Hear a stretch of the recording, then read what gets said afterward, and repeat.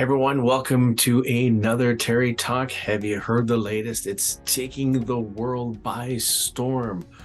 Portugal, Spain, Germany, Iceland, like the entire EU, UK, Scotland, Wales. Most recently, this has been actually legislated in Belgium. It's a major breakthrough in the world of work. That's right. We're talking about the 4-day work week. The 4-day work week. What is it exactly? Well, it's pretty simple. Employees work 4 days a week. They still get paid the same and earn the same benefits, and this is the kicker, same workload. It's just they do it over a compressed period of time. The idea of fewer meetings, maybe some more independent work. The model 180, 100% of the pay for 80% of the time in exchange for a commitment to maintaining at least 100% of productivity than before. This doesn't necessarily mean that you're working less. It simply means we're condensing that work week into fewer days. So really, in essence, we're talking about some flexibility in work arrangements. So what's the push here? Well, benefits. Obviously, there's some outcomes that people think are epic.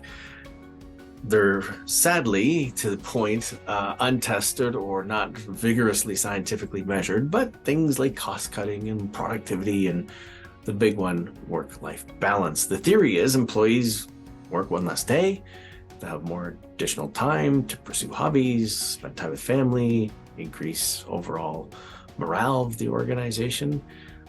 And that these employees would be more productive and be more refreshed for working and making, up for the lost day. That means they're not going to be as overworked or maybe as overtired. In addition, organizations can experience some reduced operating costs. Maybe the office isn't open 1 day a week. When 4-day week works have been instituted so far, people are reporting greater work-life balance, happier, more fulfilled. Employers then are able to say, hey, listen, we've got this really cool thing, and they recruit and retain more workers.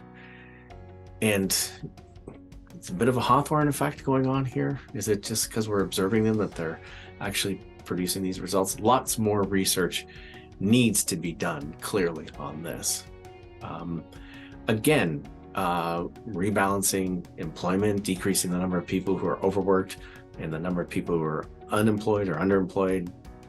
This one I think is huge. It allows for greater gender equality because you have a more equal share between paid and unpaid work, including the caring roles, which traditionally disproportionately fall to women, better health and better well-being for workers and their loved ones. So this is a really, really interesting debate. But my question, and we talked about this a few weeks ago, are we missing the key piece here? It is the key piece here that we're really just trying to break the shackles of how we measure work, which is time units. Time is just the movement of, hands on a clock, right? And it's a throwback to Taylorism, measuring everything as if everything is the same. KPIs, key performance indicators. But what about those intangibles? We know that there is a profound relationship between the productivity and well-being. We know that loneliness can be a killer. We know, just talked about this a couple weeks ago as well on this channel, talking about sleep being good for you. But how do you measure those things? How do you measure the impact of those things? And those things still remain nebulous for us. And so we kind of ignore them at our peril. We go for the quick fix. We live in a society, we want the quick, you're only as good as your last quarter instant results, okay? I'm not saying we don't embrace this, but I think we have to look beyond the things that we can measure. Example, just yesterday, it was an off day for me. I was feeling kind of off. And luckily, I was in the office, had a great conversation with a colleague. We chatted for about an hour. Batted around different ideas, did a little bit of brainstorming, actually sort of checked in with each other. How you doing? How you feeling?